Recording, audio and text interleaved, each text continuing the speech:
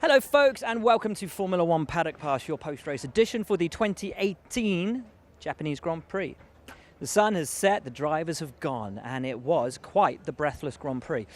Lewis Hamilton led from start to finish, but that didn't tell the full story because he leaves here with, we said after Russia, like one hand on the championship.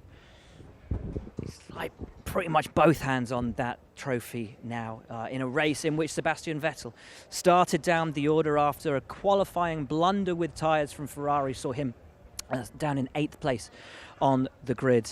He knew he had to make up the places. He knew he had to push and to fight.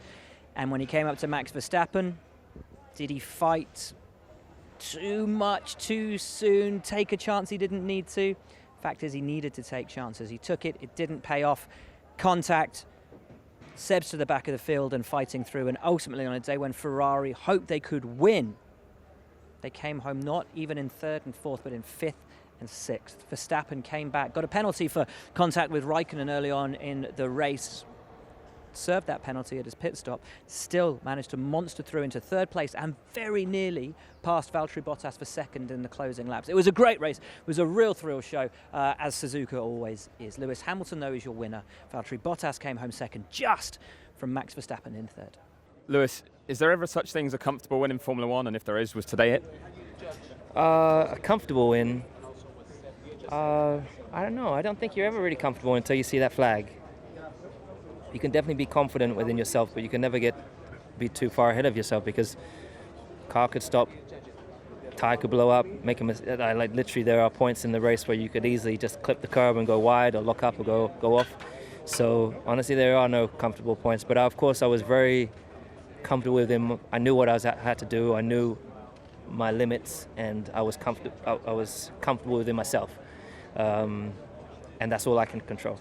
But it was a great feeling, this race, to get the start off right and then manage it really well, pull that gap that I did and manage the tyres the way I did. I think when you're out in the lead, you have a different race to when you're further back, and there are different targets and different things that you try to perfect and do well. And today was another kind of maybe another test of those areas in which how I'm up until this point in my life, how am I doing, and applying all the tools and the strengths I have to the issues that I was facing. So it felt great, and with the beautiful weather, and it was just the best Sunday drive for me. I just loved it. Like, I loved every second. With Sebastian finishing 6th, there's a big opportunity for you to win the title as early as the next race. Does it feel inevitable now? Does it really come into your mind that it's that close? Honestly, I don't let it. I don't let it because I think anybody in life, if you get complacent, then there's a potential for negative things to happen. So, we've really, really worked hard to be where we are today. The others are not delivering the same as we are, and it's hard to keep up with the deliverance that we're giving at the moment. And that's just how it is in competition. But there's still 100 points available on the table, and we've just got to make sure we keep arriving with the same mentality, the same approach that we have these past 6 races. And there's no reason to change it. We've got to keep on improving, keep on pushing. We're learning more and more about this car, about ourselves as we go through this process, as we are on a limit. And you see, like yesterday, we're all delivering better and better through the weekend, each and every individual on the team, which I'm super proud of. Valtteri, a strong 2nd place, but it looked like you're under some real pressure at the end of that race. I think it looked worse than what it actually was, honestly. I did have one lock-up into turn 16, the last chicane. Went straight, but I knew that I'm not allowed to gain any advantage, so I let Max close. But sometimes a bit tricky with the cars that were lapping, but otherwise everything was under control. The car was so strong today, and after the race start, I kind of knew my job today, and we had a perfect result as a team. I was going to say, you say you know your job. Are you satisfied with the job you've done over the last few weekends? Well, that's the only thing I can do now. It's I'm in this situation, and that's the best I can do. So yes. Max, an eventful run to 3rd place today. Let's just start with the incident with Kimi. What happened there early on? Yeah, so I tried everything I could to get back onto the track. But next time I'll just do it like Valtteri, just cut the track and you don't get a 5-second penalty. So, yeah, if they encourage that, then fine for me. And then if we move on to the incident with Seb said you closed the door on him. What was your view on that incident there? I don't think I closed the door. I left him space, but in that corner you can't overtake.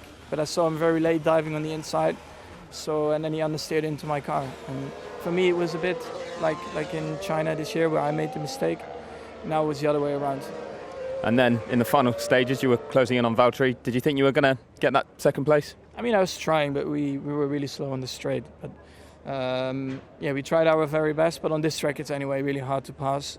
Even though I think at the end we were really strong and competitive. I just tried to put him under pressure and see if there would be an opportunity. But unfortunately, it was not there. It had been heartbreak for Daniel Ricciardo in qualifying. An issue with his power unit saw him start the race down in 15th. But the man of the day, the man of the race, the driver of the race, as voted for by you, blasted his way through the field and came home on the medium tyre. Couldn't quite fight with his teammate Verstappen, who finished on the soft tyre and therefore had the pace advantage in those final laps. Came home though a brilliant fourth, had a stunning race, stonking race as his driver of the day. Award reflects. Daniel, what a recovery today up to fourth place. Arigato. Talk us through it. Arigato. I don't speak Japanese, so I'll need it in English. Sorry. Thought you were fluent. Clearly you don't speak Japanese either. Sushi. I did. I didn't. I surprised myself with the overall result. You know, even the helmet on the grid came up and goes, I think fourth today is a bit optimistic, so kind of do what you can.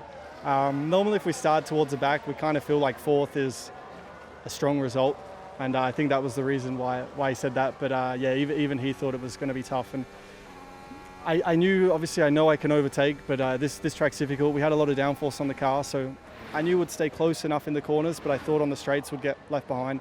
But seemed we could stay close enough to catch the toe, and it was fun just coming through them. The soft was strong, and enjoyed that first phase of the race. And were you eyeing that podium battle with Valtteri and Max towards the closing stages there? I was hoping Max would keep up the pace, to try and put some pressure on Valtteri. I believe he got within DRS maybe the last few laps, but it was. I thought that would be like a bit of a fairy tale result to come back with a podium, but close. I'll take the fourth today, but I feel a podium's not far. Ferrari came into this weekend with a new livery on their car, courtesy of their lead sponsor. It said Winnow, or win now. They said winnow, as in winnowing wheat, to separate the wheat from the chaff. Very English saying for an Italian team. Anyway, that's what they said. But it looked like win now, which is sort of what they needed to do. And yet they didn't. They were nowhere near this weekend. It really has been, we think now, the turning point within this championship, because Mercedes have got to do something catastrophically wrong to lose this. Kimi Räikkönen came home fifth, had contact, as we said, with Max Verstappen earlier in the race. Had a pretty lonely one after that. Vettel fought back from last place at one point of the race to finish just behind his teammate in sixth. Unfortunately, Kimi didn't hang around long enough to talk to us, or to my colleague Chris Medland, who is asking the questions today. Thank you, Medders. But Seb did. And on a day on which I think even he now realises that fifth World Championship might just have to wait. Sebastian, a disappointing result today. Let's first start with the incident with Max at Spoon. Can you talk us through what happened there from your point of view? Well, his battery was clipping, I was boosting, so I knew that I would gain a lot at the end of the straight. He defended, so he saw me, I had the inside, but then I think he didn't give me any room, so I think like that, you can't make it through that corner. And from that point on, how was the recovery drive? Because you had a lot of positions to make up. Yeah, obviously it was entertaining, but not what I wanted today. The last 20 laps then was fairly boring, but I don't think sixth is where we should have finished today. And when you were up into sixth, you had Kimi ahead of you. Was there ever any discussion about switching the two cars? No. Now, the battle for the remaining positions in the race was a genuine thrill ride between those who started on the super soft, those who started on the soft, and ultimately towards the end of the race, the Haas of Romain Grosjean, which had looked to be sitting quite pretty in seventh, lost out to the Force India's. Sergio Perez managed to get past into that seventh place. Grosjean down to eighth. and Esteban Ocon finishing in 9th. Now, unfortunately, we didn't get to speak to Romain Grosjean in the pen, but he did come onto the Twitter show and explain that from about the 3rd or 4th lap, the car was pulling to the right on the straight and then was pulling to the left under braking. And he thought that there was an issue that would be terminal and he'd have to retire from the race after 3 or 4 laps. However, he managed somehow to keep the car going until the checkered flag, but as we said, did fall out or fall behind Sergio Perez in the closing lap. So we'll hear from both Force India drivers, from Perez, who finished 7th, from Ocon, who finished 9th. Another day in which both Force Indias finished in the points, and McLaren, who is their next target team, didn't even get close to it.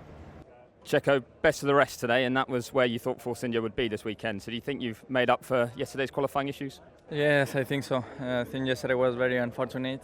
Today we were not really expecting to beat the Haas. I think he was on probably the best strategy, but we managed to do so. We had a tremendous pace. Very aggressive strategy as well. I managed to undercut a couple of cars. So yeah, a massive day for us and a fantastic race. Esteban, double points today. Good recovery after yesterday's disappointment? Not enough, no. Not happy with our weekend, really, with my weekend. We were, I think, clearly the fourth fastest team, but with the penalty, it was a bit dictate with the race today. Managed to grab some position at the start, then in the race, good overtakes, but even if it's the maximum we could have done, it's I'm not satisfied. So next race we have to qualify better, no mistakes, and then we can pull away from everyone. Renault have had a really difficult couple of races. They've gone massively off the boil in that battle in the midfield. Just seem to have lost all of their pace. But this weekend they managed somehow to turn a sow's ear into a silk purse. Not so for Nico Hülkenberg, who retired from the race. Something was up at the rear of his car, so they called him in. Better to be safe than sorry. But Carlos Sainz, who had been sort of on the outer edges of the top 10 for most of the day, blasted through in the final laps to break Japanese hearts and deny Pierre Gasly and Toro Rosso that final World Championship point. It may not seem like much, but 1 point today for Renault, given their recent struggles, was a very good return. It was good fun, to be honest. Very good race from the team, from my side. Really good start. That is exactly what we needed to get into the pack of the points, and then overtaking hardly at the beginning of the race. Then stopping for the medium tire and overtaking again the Saubers and all those cars was great fun. And yeah, for us a point here, we simply did the best we could. It's very good result for us. Just in those closing laps, chasing down Pierre, were you certain you were going to get him, or did you have to push like hell? I had to push. The only issue there was the brakes. I was having a lot of pulling on the braking. I had one disc that was working and the other not. So I had to be very careful while following him, because I had really no grip on the braking. But I knew that if I could manage to get a couple of good break-ins I could do the move easily. And so down here to Toro Rosso, and as we've said, it was a day on which they had hoped to finish in the top 10. Both drivers starting high up the order, and it had started to look like a really good day, particularly for Pierre Gasly, who had a wonderful race, fought incredibly hard, but only to be denied at the last by Carlos Sainz in the Renault. It wasn't such a pretty day for Brendan Hartley. He'd had such a great qualifying, finishing, qualifying and starting the race ahead of his teammate, Frenchman Pierre Gasly. But in the race itself, almost from the moment the lights out, it all started to go wrong for him on a day on which his team boss had said Brendan needs to keep finishing ahead, or needs to start finishing ahead of Pierre Gasly. Couldn't quite do it today, though. Questions will be asked about Brendan's long-term future here. Does he have a long-term future here? Who knows? But for today, on a day which we said that promised so much for Honda and for Toro Rosso, it's going to be a bit of a disappointing one tonight. Pierre, that was a race that promised so much with the starting positions, but just faded away in the second half from you. Yeah, pretty much summed up. Good start. I overtook Brendan at the start, and then after first stint was great. I felt good behind Roma, and I was pretty close. But then we just went super long on the first stint. I don't really know why, because it wasn't the plan, and we got undercut by 5 cars. So out of the pit we put the soft tires.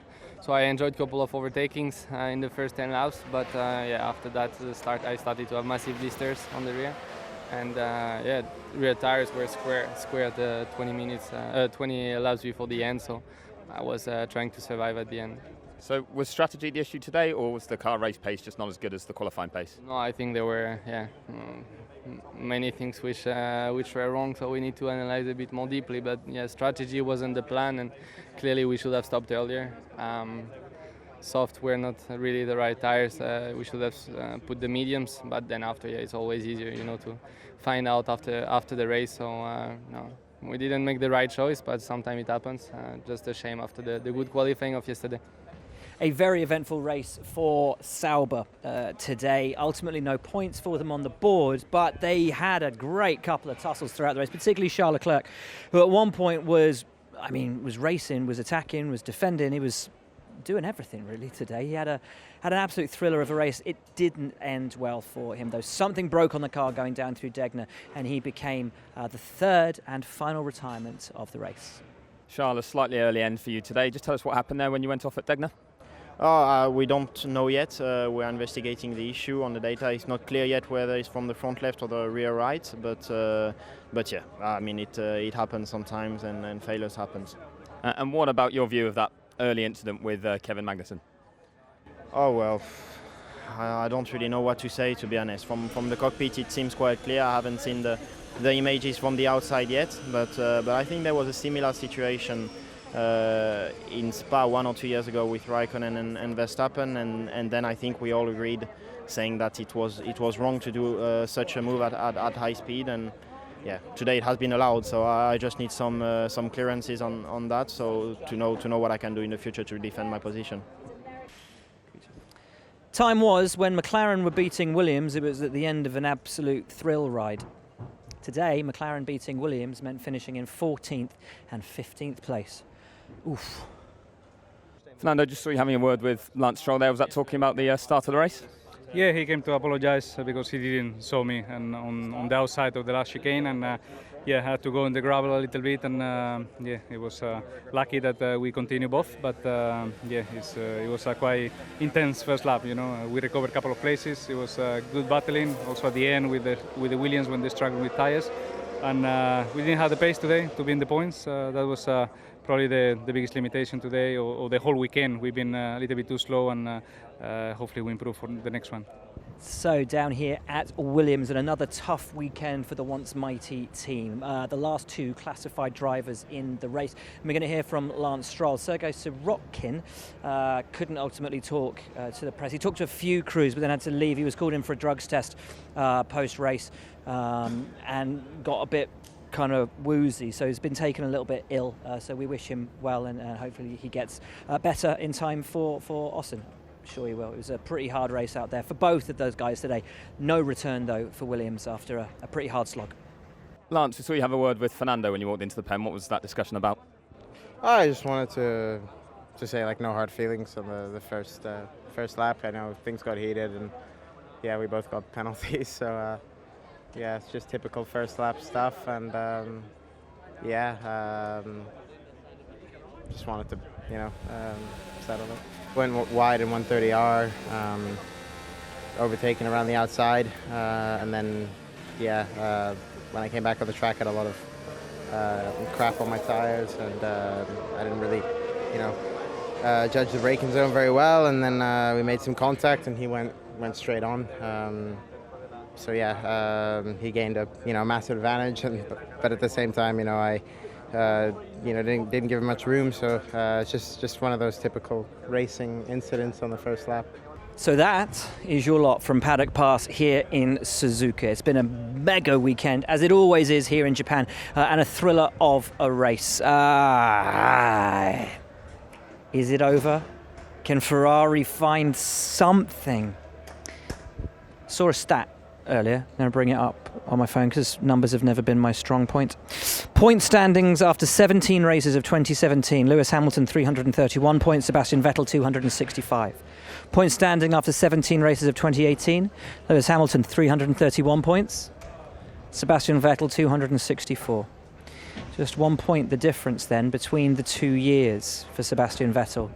One feels it's moving towards Lewis Hamilton's year, but it's not over until it's over. Austin in 2 weeks' time, and really, it's the last chance saloon. It is the last opportunity for Seb to do something, if he can, turn the tide of this championship and bring back to him and to Ferrari a title that looked for so long this season to be heading their way. Join us in Austin in 2 weeks. For now, though, from us in Japan, sayonara.